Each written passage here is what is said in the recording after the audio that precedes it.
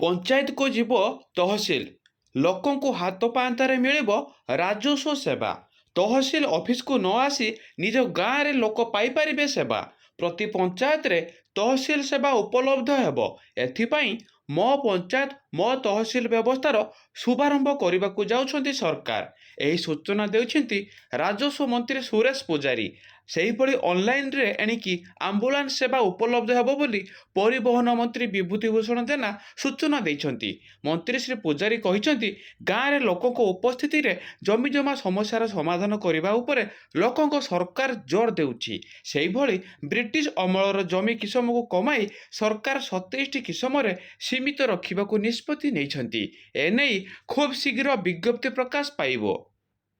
ମୋ ପଞ୍ଚାୟତ ମୋ ତହସିଲ କାର୍ଯ୍ୟକ୍ରମରେ ପ୍ରତି ମାସରେ 2 ଦିନ ପଞ୍ଚାୟତକୁ ଯିବେ ରାଜସ୍ୱ ଅଧିକାରୀ, ତହସିଲଦାର, ଅତିରିକ୍ତ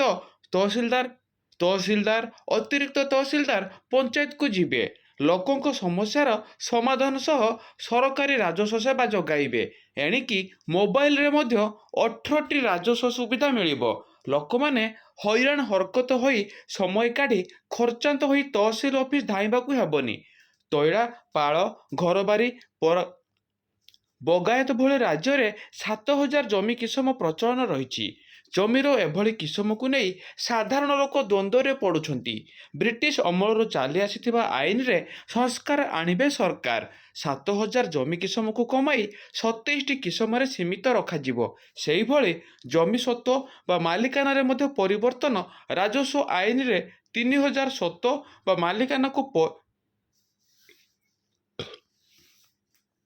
ମାଲିକାନାକୁ ପରିବ କରାଯାଇ ଏହାକୁ 2 ଅଙ୍କରେ ସୀମିତ ରଖିବାକୁ ବିଭାଗ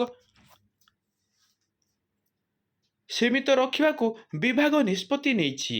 ରାଜସ୍ୱ ବିଭାଗ ସମସ୍ତ କ୍ଷେତ୍ରରେ ନୂଆ ସଂସ୍କାର ଆଣୁଛି। ଯେଉଁ ଆଇନର ଆବଶ୍ୟକତା ନାହିଁ ତାକୁ ଉଚ୍ଛେଦ ସହ ଆଇନରେ ସଂଶୋଧନ ଅଣାଯିବ ବୋଲି ମନ୍ତ୍ରୀ ସୂଚନା ଦେଇଛନ୍ତି।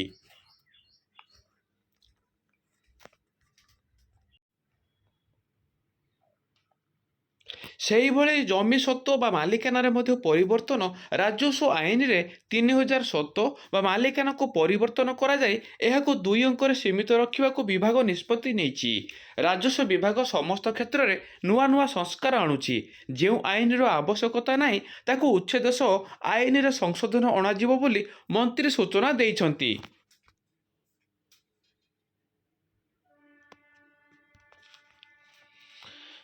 ସେହିଭଳି ଜମି ସ୍ୱତ୍ୱ ବା ମାଲିକାନାରେ ମଧ୍ୟ ପରିବର୍ତ୍ତନ।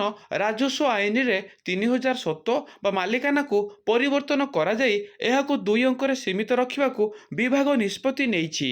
ରାଜସ୍ୱ ବିଭାଗ ସମସ୍ତ କ୍ଷେତ୍ରରେ ନୂଆ ସଂସ୍କାର ଆଣୁଛି। ଯେଉଁ ଆଇନର ଆବଶ୍ୟକତା ନାହିଁ ତାକୁ ଉଚ୍ଛେଦ ସହ ଆଇନରେ ସଂଶୋଧନ ଅଣାଯିବ ବୋଲି ମନ୍ତ୍ରୀ ସୂଚନା ଦେଇଛନ୍ତି। ସେହିଭଳି ଓଡ଼ିଶା ଯାତ୍ରୀ ଆପ୍ରେ ଯୋଡ଼ି ହେବ ଆମ୍ବୁଲାନ୍ସ ସେବା।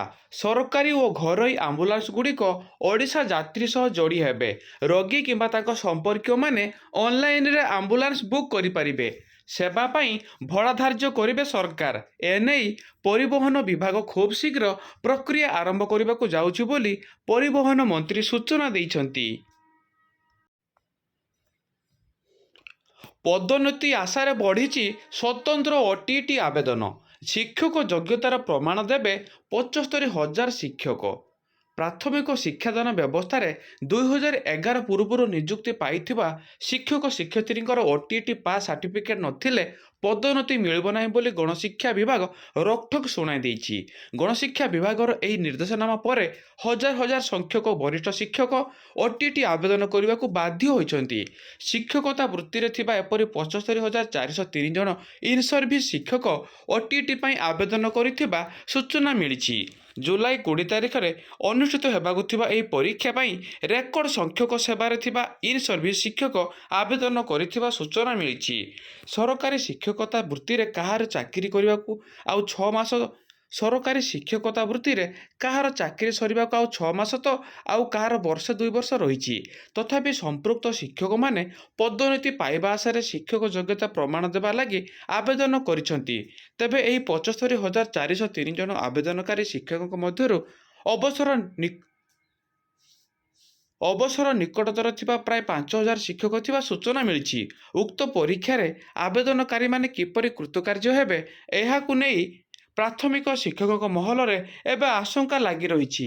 ମାଧ୍ୟମିକ ଶିକ୍ଷା ପରିଷଦ ପକ୍ଷରୁ କେବଳ ଇନ୍ ସର୍ଭିସ୍ ଶିକ୍ଷକଙ୍କ ଲାଗି ସ୍ୱତନ୍ତ୍ର OTT ବନ୍ଦୋବସ୍ତ କରାଯାଇଛି।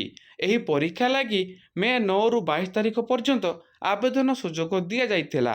ଆହ୍ୱାନ କରାଯାଇଥିବା ସ୍ୱତନ୍ତ୍ର OTT ପାଇଁ 15ରୁ 20 ହଜାର ପ୍ରାଥମିକ ଶିକ୍ଷକ ଆବେଦନ କରିବ ବୋଲି ଆକଳନ କରାଯାଇଥିଲା। ତେବେ ପଦୋନ୍ନତି ପାଇବାକୁ ହେଲେ OTT ବାଧ୍ୟତାମୂଳକ ବୋଲି ଗଣଶିକ୍ଷା ବିଭାଗ ନିର୍ଦ୍ଦେଶନାମା ଜାରି କରିବା ପରେ ଉକ୍ତ ଆବେଦନକୁ ନେଇ ଦ୍ୱନ୍ଦ୍ୱ ସୃଷ୍ଟି ହୋଇଥିଲା। ଏପରି ସ୍ଥଳେ ବୋର୍ଡ କର୍ତ୍ତୃପକ୍ଷ ଉକ୍ତ ଅବଧିକୁ ଆଉ 5 ଦିନ ବଢ଼ାଇ ଦେଇଥିଲେ।